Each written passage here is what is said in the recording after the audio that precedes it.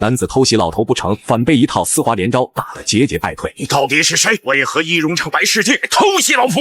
只见男人双指紧扣往回一拉，丐帮帮主汪建通便动弹不得。一旁的猎犬上前护主，也被切为两段。原来男人正是西夏一品堂的高手燕龙渊，使用绝密武器天蚕丝截杀汪帮主，紧接着挟持他来到两军阵营之中。正当丐帮与西夏士兵僵持不下时，天上盘旋的雄鹰一声长鸣。汪帮主知道好徒弟已经拿下大辽主帅，燕龙渊凭借3寸不烂之舌，立马就让乔峰决定交换人质。哪知道燕龙渊这个卑鄙小人，趁众人不备，施展天蚕丝击中汪建通，敌人趁机还想再次偷袭，不料让乔峰轻松接下这一仗。大辽主帅被击飞100米，当场殒命。燕龙渊也被乔峰的强大内力震飞数米开外，才稳住身形。眼见偷击不成是8米，燕龙渊一声令下，对乔峰展开合围之势。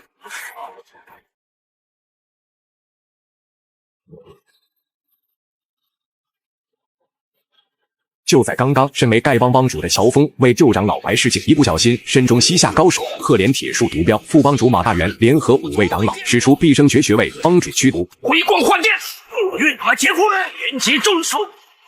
回阵如林！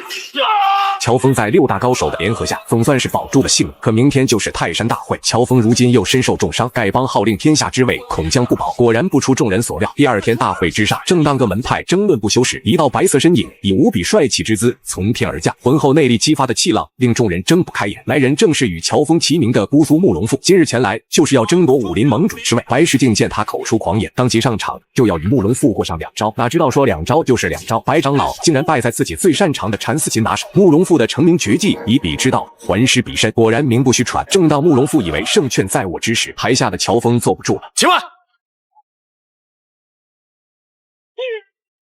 左转行礼。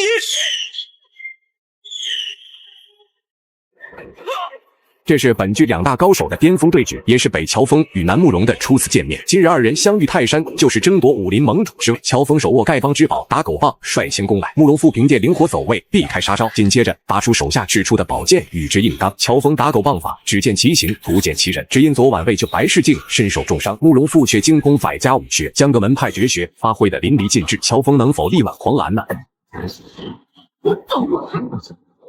眼见自己不能与之一战，乔峰决定转移战场，避其锋芒，找准时机将慕容复一击击溃。2人链桥之上使出看家本领，可慕容复始终略胜半招。就在乔峰即将落败之际，只见他大吼一声，用尽洪荒之力冲向天际，使出自己的成名绝技降龙18掌。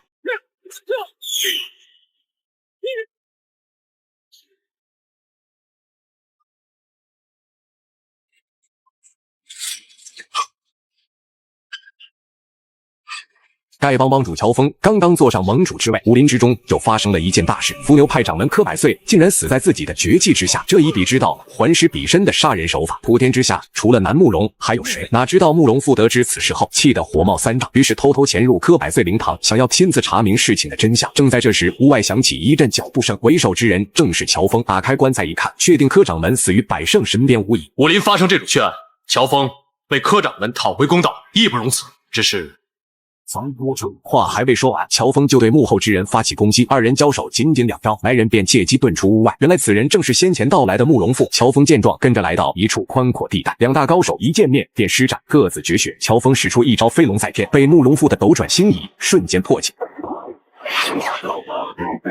要想捉拿我这个杀人凶手，乔帮主就请再次放马过来吧。让你答应了，我也会忘记汪帮主交给你那封密函的内容。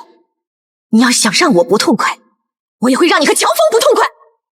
康敏！就在1分钟前，身为副帮主夫人的康敏耐不住寂寞，与丐帮执法长老白氏进行苟且之事，不料被副帮主马大元抓个现行。可不知廉耻的康敏毫无愧疚之感，竟然拿汪帮主交给他的密函相威胁。此等大事关乎丐帮生死存亡，马大元气得火冒3丈，当即就要杀了这对狗男女。是你们俩自己找死！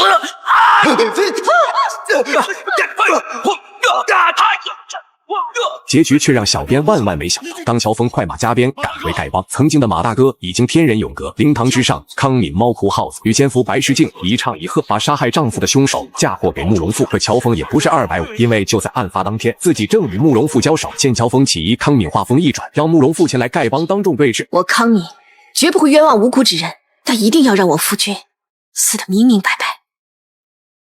你为什么诬陷我？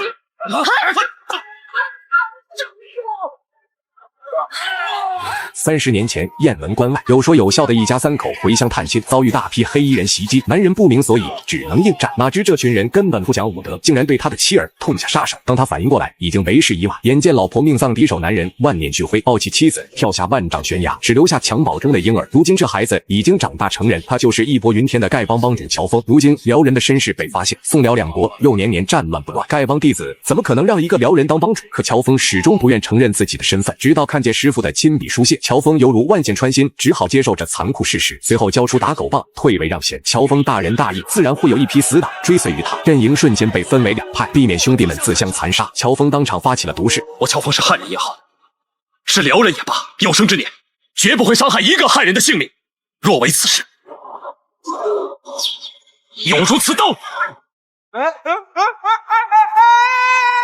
男子一不小心坠入万丈悬崖，好在有大理段氏皇族身份加持，才幸免遇难。朦胧之中，石壁上出现的2道人影，一步步指引他来到洞中最深处。所谓大难不死，必有其遇。身后桌子突然一阵剧烈晃动，只见正中央缓缓升起一堆玉石，里面赫然摆放着2柄古老的卷轴。段誉慢慢靠近，打开一看，原来是江湖失传100年的北冥神功和凌波微步。段誉天资聪慧，过目不忘，只是片刻功夫就将2本秘籍牢记于心。当他还未反应过来时，就被一股强大力量传送到了地面，不料撞上寻仇的无量剑派佐子木，当即就被人关进了地牢。段誉这小子心可真够大的，闲来无事竟然练起了刚刚得到的2大神功。凭借自己绝顶聪明的脑袋瓜，只是半炷香的时间，段誉就领悟了神功的基本要诀。突然一团白色的东西闯入他的视野，段誉不知道这闪电镖含有剧毒，一不小心被他咬了一口，只是一瞬间便毒性发作，动弹不得。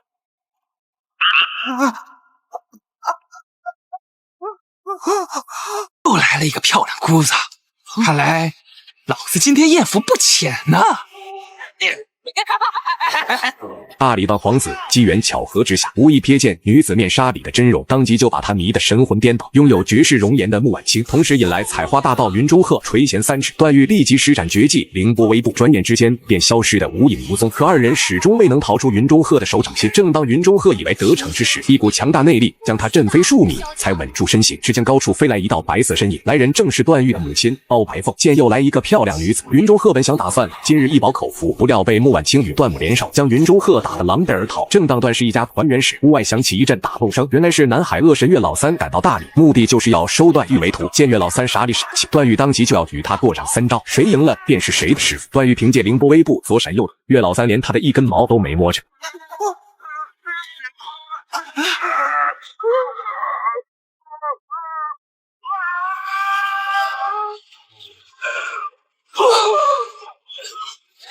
大理天龙寺即将迎来100年最强敌人，保定地段证明与5大高僧联合修炼镇国之宝6脉神剑。此剑以一阳指力为基础，化作剑气，100步之内击杀敌人于无形之中。此剑被誉为天下第一剑。天龙寺数百年来无一人能全部练成。正在这时，寺外突然响起一阵急促的号叫声，天龙寺强敌已经兵临城下。来人便是吐蕃大轮明王鸠摩智。此人不但佛法高深，武功更是深不可测，就连少林寺的72门绝技都略有所成。拈花指献丑了。紧接着又使出绝技多罗叶指，这哪是献丑，分明就是不把天龙寺放在眼里。几位高僧当即使出6脉神剑，打算好好教训一下狂妄自大的鸠摩智。哪知道5人联手都未能将其击败，反被鸠摩智的般若掌击退数里。幸好被窟窿大师的禅功拦下，才不至于难堪。鸠摩智趁众人不备，再次发动偷袭。不行了，停不下来了！大理皇室子弟初次来到江南，只是一眼就被豪爽的男子深深吸引。殊不知，此人正是义薄云天的北乔峰。可段誉却把他当成姑苏家的慕容复，当即就让小二把他的酒钱算在自己头上。乔峰也是当仁不让，邀请段誉前来共凑一桌。2人今日不醉不归。为了不让慕容复小瞧自己，段誉也只能舍命陪君子。乔峰不愧为当时英雄豪杰，每碗酒那可是实打实的喝进了肚子。可段誉却耍起了小聪明，利用独有的特异功能将烈酒排出体外。转眼之间，桌上摆满了几10个酒坛，眼见喝酒分不出胜负，2人当即又换了另一套玩法，竟然在大庭广众之下比起了轻功。乔峰武功天下闻名，世人皆知。书涉世事的段誉凭借凌波微步紧随其后。事后段誉一番询问，才得知眼前之人正是大名鼎鼎的北乔峰。2人惺惺相惜，以天地为鉴，结为异姓兄弟，有福同享，有难同当，生死无悔。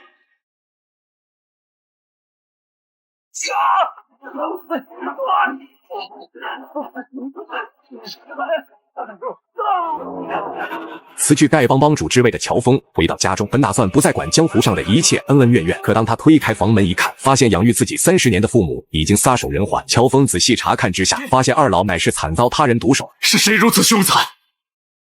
连你们这样老实的庄稼人也不放过！这分明就是有人不想让乔峰知道身世之谜。正当乔峰还未从悲伤之中走出来，少林寺众僧人已经赶到，不分青红皂白，就将凶手之名嫁祸在他身上。你先杀死了马副帮主，又杀死了乔三槐夫妻，你以为你这样做就能免去你不是汉人的事实吗？任凭乔峰如何解释，大师都执意要带他上少林寺认罪伏法。随后一拥而上，准备拿下乔峰。就凭这几人想要抓住他，简直是痴心妄想。乔峰无心恋战，处处手下留情。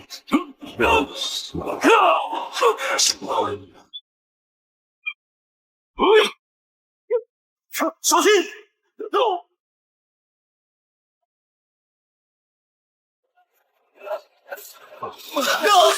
男子偷偷潜入少林寺，只为担心师傅的安危。久违的二人刚一见面，玄苦大师就说出一番莫名其妙的话，随后惊吓过度，便驾鹤西去。乔峰催动内力，想将师傅复活，没想到正是这一举动，无意间落入赶来的少林众僧眼中，加上又有小和尚出面作证。乔峰听后一时语塞，这下就算跳进黄河也洗不清是师的罪名。乔峰为查出真凶，被逼出手，趁众僧不备，施展绝世武功杀出大殿，随后来到菩提院寻找线索，无意间撞见令他百思不解的一幕。只见纸经小和尚趁师兄们不注意，瞬间就将几人点了穴道，然后拿上一本经书欲要离去，不曾想被赶来的方丈几人发现。什么人？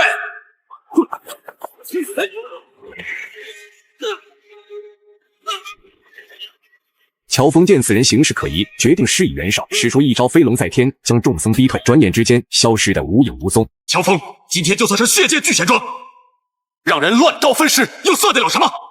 大丈夫，生亦何患？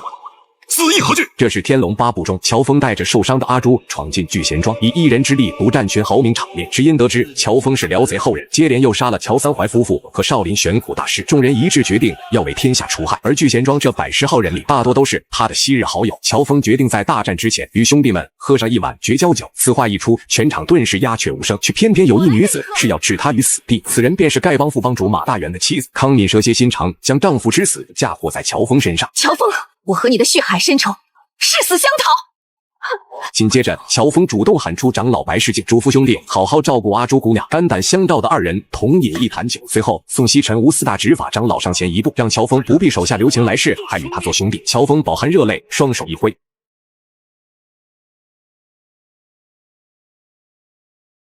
乔峰今天和各位英雄决一死战，谁先上来？乔峰为救红颜知己阿朱姑娘，彻底与中原武林众位好汉决裂，以坛中烈酒为证，化友为敌。随着酒坛的碎裂声，从此恩断义绝。哪知道人群中却有不知名的鼠辈，还想将乔峰灌醉，趁机将其斩杀当场。我和天下英雄喝着绝交酒，是为了将往日恩仇一笔勾销。我和你没这个交情。双方大战一触即发，乔峰以1敌3，游刃有余，自己跟兄弟喝绝交酒，管他们鸟事。这群卑鄙无耻的小人却前来送死。乔峰每次出手狠辣无比，招招致命。一旁的尤氏双雄趁机偷袭，却让无数好汉成为二人的标下冤魂。乔峰仅使用降龙18掌的2成功力，就破解了兄弟俩地府武林的高招。盘公盘婆赵钱孙使出成名绝技长江3叠浪，也只不过是乔峰眼中的跳梁小丑。还有谁要决一死战？阿弥陀佛。废话少说，送你一程！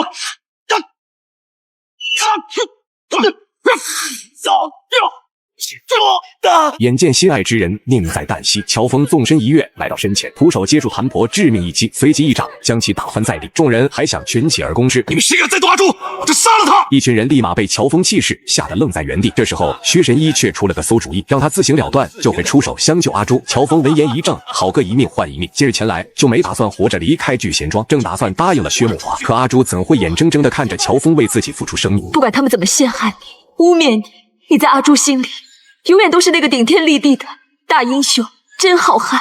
你若死，阿朱绝不多活。阿朱的一番深情表白，让乔峰感动的将他紧紧搂入怀中，当即决定今日还不如共赴黄泉来的痛快。突然天空电闪雷鸣，无尽大雨仿佛在诉说二人的悲惨身世。今天乔峰就还天下一个太平，天乔峰就还天下一个太平。乔峰使出名震江湖的神技擒龙功，顷刻便有无数兵器朝他飞驰而来。乔峰为救挚爱，不惜与天下人为敌，而在场又有许多昔日的好兄弟，进退两难之下，乔峰决定自我了断，与阿朱共赴黄泉。生死存亡之际，被强大外力打断此举，一根救命绳将他缠住，拖向高空。乔峰本想带着心上人一起离开，可阿朱如今有重伤在身，古天之下只有薛神医能救他。乔峰只能放手有缘，再续今生。当他醒来，发现已身处山洞之中。乔峰本想一见恩公庐山真面目，哪知道却迎来一记响亮的耳光。黑衣人二话不说就动起手来。乔峰重伤下还能与来人交手数招，由此可见他武功之高。黑衣人痛斥乔峰愚不可及，为救一个婢女，竟然选择轻生。可乔峰心里清楚，阿朱与他同病相怜，又是天底下唯一相信自己的人。乔峰倾心于他，愿与阿朱姑娘同生共死，至死不悔。我是个辽人，我是辽人，可是这30多年来，我不知亲手杀了多少辽人。乔峰独自来到雁门关，想要查明自己的身世。当他看到智光大师所说的石壁时，发现自己早已消失不见。乔峰使出降龙十八掌，发泄着心中的愤怒。毁天灭地之事惊醒了石堆后的女子。乔峰扭头一看，原来此人正是他心心念念的阿朱姑娘。看到完好无损的心上人就在眼前，侠骨柔情的乔峰饱含热泪。阿朱对乔大哥倾诉着相思之苦。正当二人沉浸在重逢的喜悦中时，忽然远处传来一阵厮杀声。只见宋军正在屠戮手无寸铁的辽人百姓，屠刀所到之处，哀嚎漫天，尸横遍野。凶残的官兵，就连孩童亦不放过。忍无可忍的乔峰终于出手，仅几招就将这群人打趴在地。接下来的一幕将彻底击垮乔峰。当他无意间发现老者胸口的狼图腾时，乔峰心中信仰瞬间崩塌。我乔峰竟然亲手杀害与我流着相同血液的同族，我有何脸面在立足于天地之间？你们两个敢合起来耍我，今天我要不给你们点厉害尝尝，你就不知道佛爷我有多慈悲。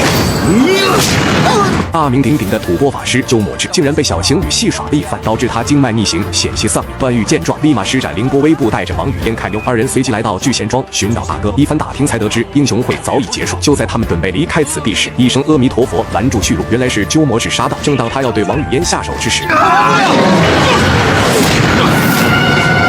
鸠摩智没想到竟然有人能接下这一战，询问后才知来人正是名震江湖的北乔峰。鸠摩智此次前来中原，就是要挑战武林各派高手。鸠摩智精通各派绝学，不可小觑。乔峰凭借浑厚内力，从容应对，双方使出看家本领，高下立判。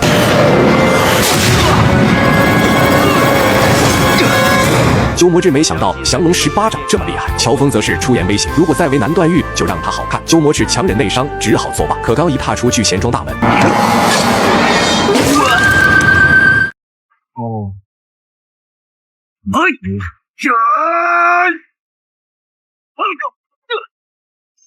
表哥，大和尚朝着一对小年轻穷追不舍。段誉使出六脉神剑，企图拦住来人，不曾想还是被鸠摩智轻松拿捏。一块招牌从天而降，封住去路。段誉搬出大哥名号，想要吓退鸠摩智，可鸠摩智雷公打豆腐，专捡软的气。就在准备拿下王语嫣的危机关头，一白衣男子劈出招牌挡住攻势。来人正是王语嫣的表哥。鸠摩智初次遇到南慕容，不知他武功深浅，毕竟慕容复可是与乔峰齐名。鸠摩智一上来就使出火焰刀，招数变化无穷，神秘莫测，一招一式皆蕴含磅礴内力。反观慕容复，即便使出家传绝技斗转星移，却也只能步步防守。直到王语嫣出言指点，慕容复才勉强化解鸠摩智的凌厉攻势。此时鸠摩智已然明白，南慕容只不过是浪得虚名。面对鸠摩智的百般侮辱，慕容复还想找回颜面，可没了王语嫣的指点，即便加上手下包不腾风波恶的协助，三人也未能在鸠摩智手上讨得半点便宜。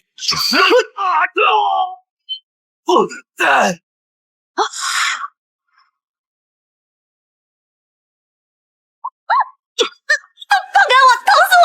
男子与心上人在酒楼推杯换盏时，只见一紫衣女子慌不择乱地闯了进来，接着一群身穿奇装异服的怪人紧随而至，径直走到桌前，凶神恶煞询问紫衣女子去处。阿朱见几人打扮也不是什么好鸟，一番忽悠下就让他们信以为真。正当这群人转身离去时，后排三人突然应声倒地，不用想一定是被躲在暗处的女子所杀。原来此女子名唤阿紫，只因盗取狮子星宿老怪丁敦修的宝贝，这才遭到门派弟子追杀。阿紫趁其不备，撒出毒粉，就将余下三人悉数解决。萧峰控制女子太过残忍，可却引来阿紫的强烈不满，于是故技重施，想要放倒萧峰。殊不知阿紫这次可是碰上了硬茬，只见饭桌朝他疾驰而来，阿紫急忙弯腰躲避，萧峰身随说动，来到近前，掌心拍碎桌子，同时一把将他像拧小鸡似的提了起来。好在阿朱出面求情，阿紫这才逃过一劫。哪知道他接下来说的一番话却意味深长。对了，姐姐，我跟你说个事啊，我以前啊跟你长得一样的美，而且是一模一样。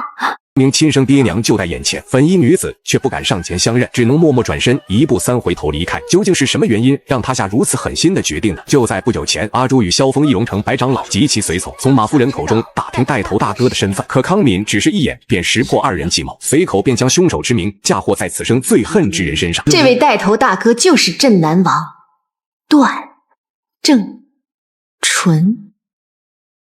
随后，二人沿着线索一路寻找，阴差阳错之下来到小镜湖。刚到此处，就目睹认亲现场。原来之前认识的紫衣姑娘，竟然是阿朱的孪生妹妹阿紫，而眼前雍容华贵的夫妇，正是苦苦寻找爹娘。阿朱承受不了打击，差点晕倒。可萧峰被仇恨蒙蔽双眼，误以为阿朱只是思念双亲。二人相拥来到湖边，此时的阿朱非常痛苦，没想到杀害萧峰父母的凶手竟是自己父亲。一时间不知道该怎么面对这一切，只好找个借口支开萧峰。为什么他是杀死萧大哥父母的段正淳？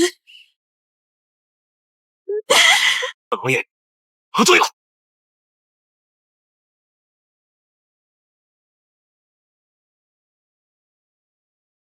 萧峰为证实段正淳是否是杀害父母的大恶人，于是询问有没有做过一件有愧于心的大事，害得一个婴儿连亲生父母是谁都不知道。萧峰口中所说的婴儿正是自己，可段正淳却误以为他说的是阿紫，便果断承认了此事，并表示大错已然铸成，无可挽回。如今萧峰已经确定段正淳就是自己苦苦寻找的大恶人，当即约其今晚3更青石桥相见。殊不知双方牛头不对马嘴的问答，将会痛失他们一生最爱的人。当阿朱得知萧峰今晚相约段正淳，便易容成星宿弟子活捉阿紫，随后向其表明了自己的身份，并将他发簪摘下丢给段正淳，谎称阿紫被丁春秋抓走，要清理门户。段正淳救女心切，果断放弃与萧峰的约定。躲在暗处的阿朱见目的达到，当即易容成段王爷的模样，代替父亲前往青石桥赴约。小兄弟，出手吧。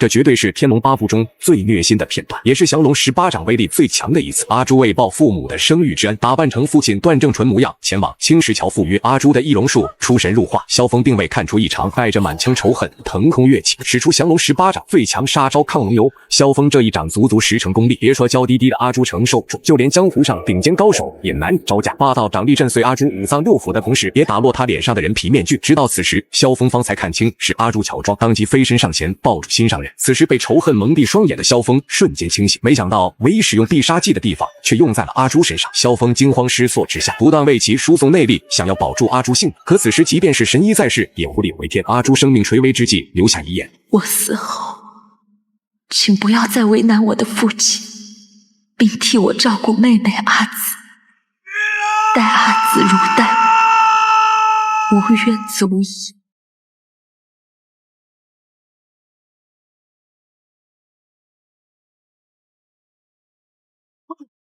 阿紫，阿紫。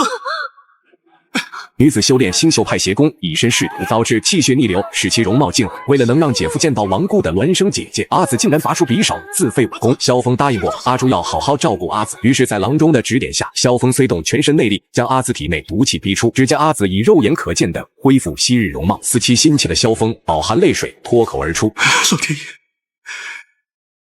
你终于听到我的请求了，终于把我的阿朱还给我了。”只见阿紫缓缓睁开眼睛，医生姐夫将萧峰从幻想中拉了回来。如今的阿紫身体甚是虚弱，还需好好调养。于是萧峰背着阿紫来到长白山寻找人参。突然远处传来一阵急切的嘶吼声，医生暴打不平的萧峰忍不住出手。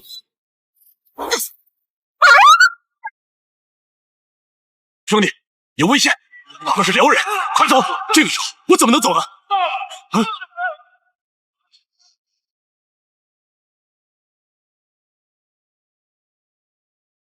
萧峰不听男人劝阻，纵身一跃，来到骑兵身前，使出成名绝技降龙18掌。这招30年的功力，谁人能挡？辽军主帅一声令下，大量步兵一拥而上，想要拿下萧峰。可这也无疑是以卵击石。萧峰一套丝滑连招，犹如无人之境，每次却又点到为止，处处手下留情。只因自己也是辽人后裔，不想残害同胞。如此仁义之举，看得耶律洪基连连点头。无数弓箭手还想远程攻击，只听见萧峰一声龙吟，唤作龙卷风，瞬间化解攻势。还未等耶律洪基反应过来，萧峰就已经来到身前，一把摔倒战马的同时，将他举过头顶。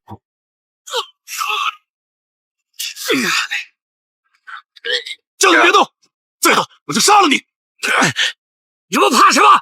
我们大辽人宁死不屈，都给我上！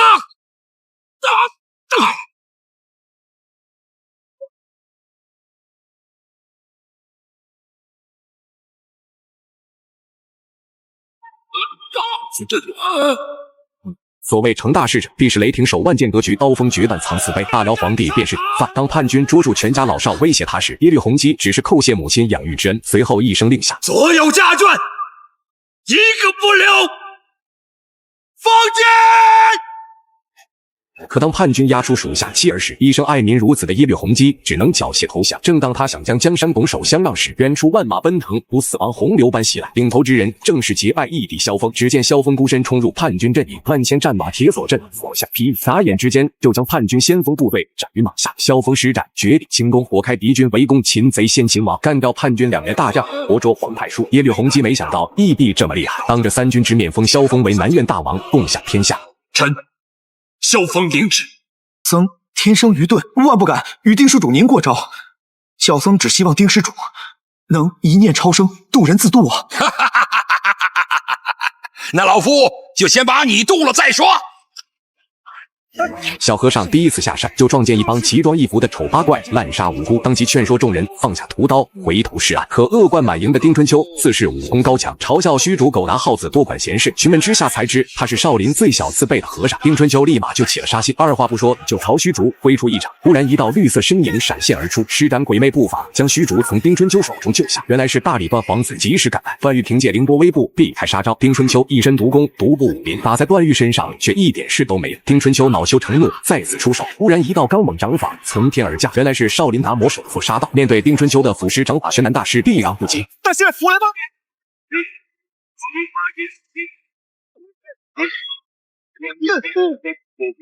叫什么名字？小僧法号虚竹。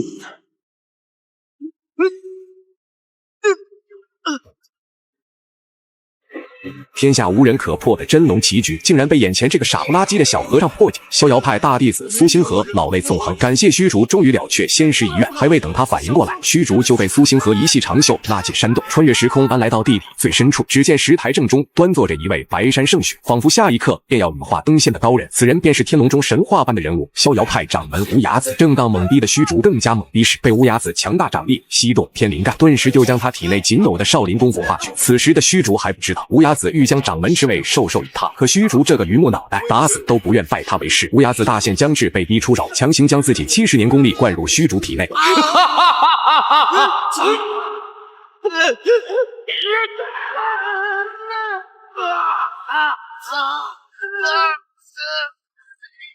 不让我喝他们的血，那我就喝你的血。他不要啊！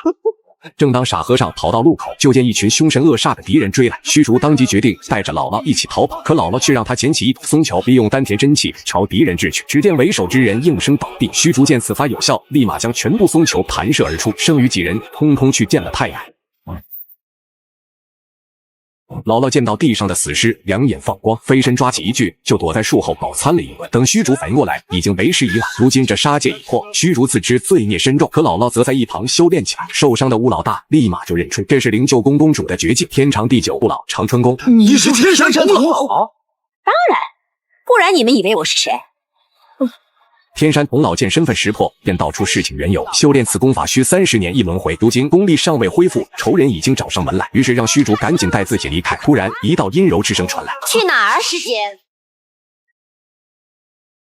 你到底把我师兄怎么了？”看样子你很惦记他呀，只可惜他只记得我，早已把你忘得一干二净了。话还未说完，天山童姥就被师妹一记掌风削掉拇指科，轻而易举就将掌门指环夺了过来。面对李秋水的残忍举动，虚竹痛骂他简直禽兽不如。身旁的童姥突然挥出一掌，趁着李秋水躲避之际，连忙让虚竹带着自己离开。此时的虚竹早已今非昔比，步法可与凌波微步相媲美。身为逍遥三老之一的李秋水，轻功已达登峰造极，岂是虚竹这等小菜鸡能够摆脱？转眼之间就将二人逼至悬崖边。大难临头的童姥还死鸭子嘴硬，怒骂李秋水蛇蝎心肠。虚竹劝解二人放下执念，可李秋水执意要让童姥付出血的代价。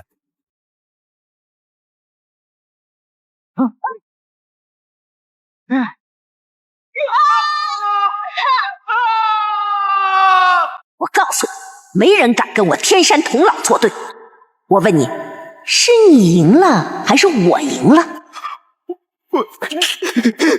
和尚本着救人一命胜造七级浮屠的理念，一次次救他人于危难之中。童姥自知功力尚未完全恢复，如今仇人已经杀上门来，于是将本门绝技天山折眉手倾囊相授于虚竹，随后命他带着自己躲入西夏皇宫的兵将。童姥未能留下虚竹保护自己，强行让他破了婚戒，这可苦了一心向佛的虚竹。眼见强扭的瓜不甜，童姥决定兵行阴招。当天夜里来到皇宫，亲手掳走西夏公主。朦胧中，虚竹发现身边有一陌生女子，二人不知不觉便进入更深层次的交流。这或许是虚竹一生中最快乐的时光。当他一觉醒来时，已经为时已晚。如今佛门最大淫戒被自己亲手所破，虚竹觉得无颜再见西天佛祖。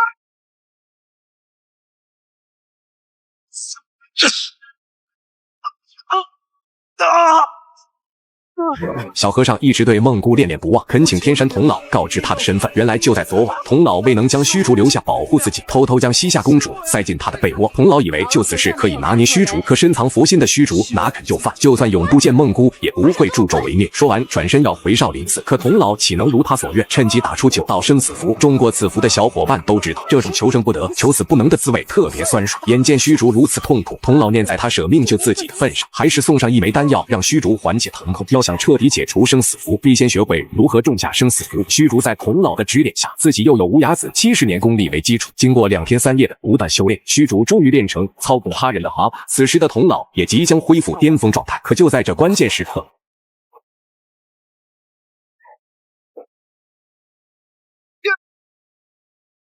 爹，我这一生上了你这么多当，你可别装死来骗我。人都死了，你还是放放他！师出同门的2位100岁老太婆，竟然为了已经过世的男人争风吃醋，两人一言不合便大打出手。身为师侄的虚竹却又无能为力，双方拳脚功夫已达登峰造极。李秋水的小无相功蛮横霸道，而天山童姥的功力尚未恢复，只能勉强以天山6阳掌与之较量，一不留神就被李秋水打成重伤。眼看李秋水要对童姥下死手，虚竹立即上前，双掌挥出，以天山6阳掌第2招阳春白雪与其对抗。紧接着一记阳关3叠将李秋水拍飞出去。虚竹劝解2位师叔放下往日仇怨，化干戈为玉帛，可李秋水与童姥谁也不服谁，二人再次出手，非要置对方于死地。照这样下去，必定会两败俱伤。我求你们别打了，行不行？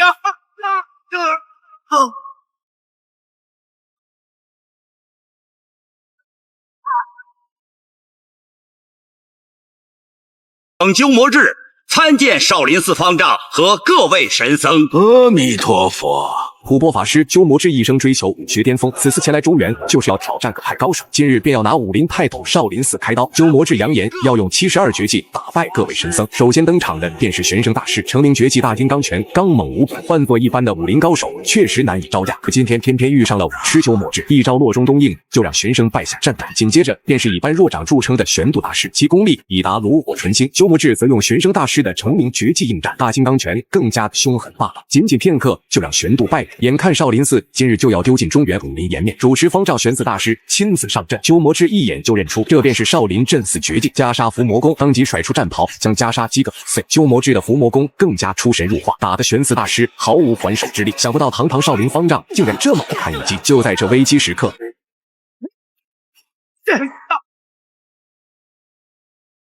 大哥，就是这个星宿老怪杀死了玄难师伯祖和我师父乌鸦子，还有我师兄苏星河，替他们报仇。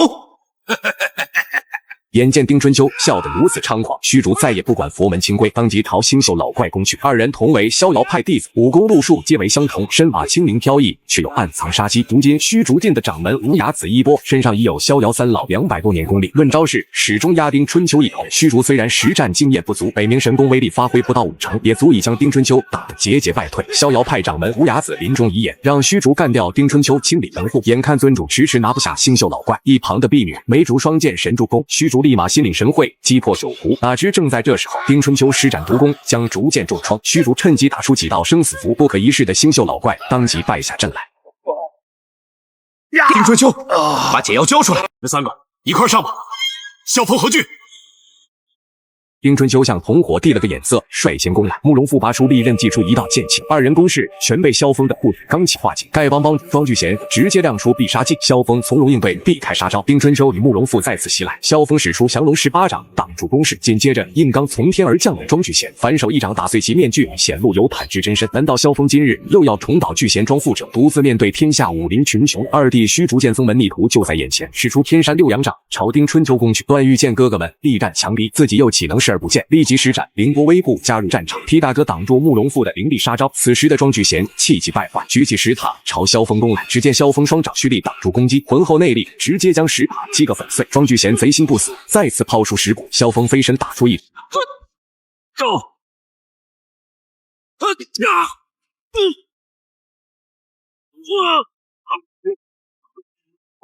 慕容复，我今天就跟你拼了！因为神剑。眼见父亲被慕容复所伤，段誉彻底血脉觉醒，使出大理段氏的六脉神剑，仅仅一招就将慕容复打得狼狈不堪。一旁的王语嫣上前请求段誉放过表哥，哪知慕容复毫不领情，还想偷袭。萧峰，此地的卑鄙小人欺名，简直是奇耻大辱！慕容复接连遭受2次奇耻大辱，已然觉得无言苟活，于是拔出长剑就要自刎，突然被强大内力打断此举，响彻云霄之声不绝于耳。众人循声望去，只见高处飞来一口古钟，如此高深手法，当即震慑群雄。紧接着又飞来黑衣蒙面之人，直接来到慕容复身前，质问他无儿无女，为何自寻短见？大燕先辈哪一个不是英雄豪杰？没想到后人竟然是个孬种。此时的慕容复还不知道，眼前之人正是他炸死的父亲慕容博，而萧峰立马就认出蒙面人正是杀害恩师的凶手。燕月，今天我就要替我恩师报仇雪恨，我看你今天能奈老夫何？原来这一切的罪魁祸首都是你这个慕容老贼！我萧峰今日就要为那些枉死之人报仇雪恨！萧峰刚要动手，慕容博便负手倒掠飞走，萧远山紧随而上，萧峰与慕容复当即追随而去，几人追风逐电，如影随形，天空留下一道道残影，转眼之间便来到长青阁。萧氏父子刚一落地，慕容博就施展天蚕丝偷袭，好在二人反应灵敏，躲过杀招。慕容老贼害得萧峰家破人亡，今日就要联合父亲为母报仇。慕容博躲在少林30余载，武功更为精进，萧氏父子一时半刻恐怕很难拿下慕容老贼。正在此时，浪得虚名的慕容复延迟赶来，想要杀我爹，恐怕没那么容易。不开一击的南慕容也想来送死，正好我们让你们父子俩去阴曹地府团聚。两家一言不合，再次出手。今日新仇旧账一起了断。正当双方打得不可开交之时，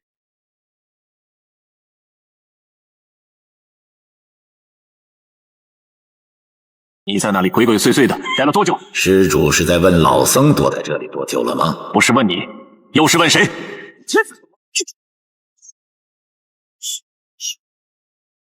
天龙5大高手齐聚少林长青阁，王室后裔慕容博痴人做梦，想凭一条狗命换大燕万世基业。萧峰以天下苍生为念，早已看穿慕容老贼的龌龊勾当。正在此时，一阵沙沙的扫地声传来，扫帚所过之处蕴含磅礴内力，地下杂乱经书仿佛具有灵性一般，纷纷飞上书架，摆放得整整齐齐。慕容复猛然出招，逼迫显露真身，哪知神秘人直接闪现，来到众人跟前。此人便是天龙第一高手13神僧。扫地僧道出萧远山与慕容博沉迷武学，心怀国恨家仇，早已入了魔道。慕容父子岂会听信人言，正要离去，萧峰家仇未报，哪能让他们活着离开？当即使出降龙18掌拦住慕容复。正当两人比拼内力之时，只见扫地僧径直走进攻击范围，佛门善地，不可妄动。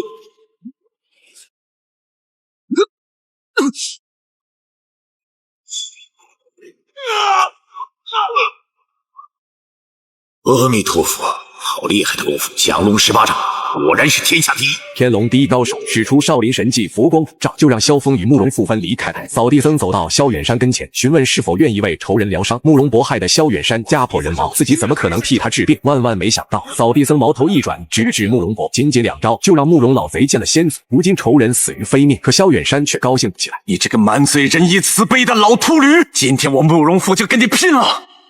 不报此仇，誓不为人！还未等慕容复出手，强大内力就将他震飞禅台之上。所谓冤冤相报何时了？扫地僧决定将这一切罪孽归于自身。突然一掌击中萧远山天灵盖，令其惨死当场。眼见父亲被人所杀，萧峰使出成名绝技攻向扫地僧，降龙18掌可不是浪得虚名，竟然能让堂堂天龙第一后退半步。是时候了，该走了。是时候了，该走了。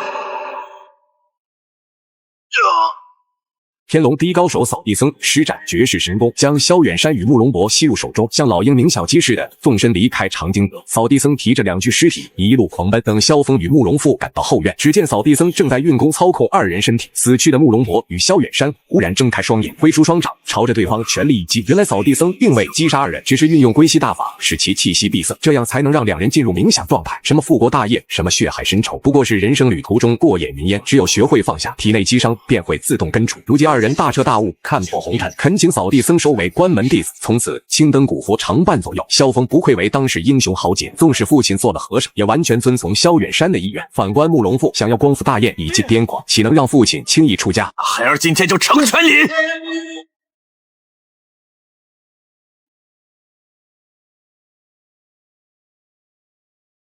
是我慕容复的朋友，就是我慕容复的敌人。慕容复联合大恶人段延庆，活捉大理镇南王一家，来到燕族。段延庆以段誉相威胁，逼迫段正淳交出皇位。岂料岳老三出面阻拦，请求老大放过师傅的爹。段延庆真是心狠手辣，为了一己私欲，竟然连跟随多年的兄弟都不放过。大理王妃刀白凤见段延庆来真的，直接暗语道出尘封多年的秘密。20年前天龙寺外夺位失败的段延庆被刀白凤所救，为报复风流成性的段正淳，刀白凤竟然以身相许，生下段誉。可怜的大理第一神情段正淳，竟然一直蒙在鼓里。阴险狡诈的慕容复见时机成熟，直接跪在段延庆面前认为作父。如此作为，真是丢尽大燕皇室的脸面。手下包不同风波恶，痛斥主子为达目的不忠不孝，不仁不义。没想到丧尽天良的慕容复直接出手。闭嘴！别！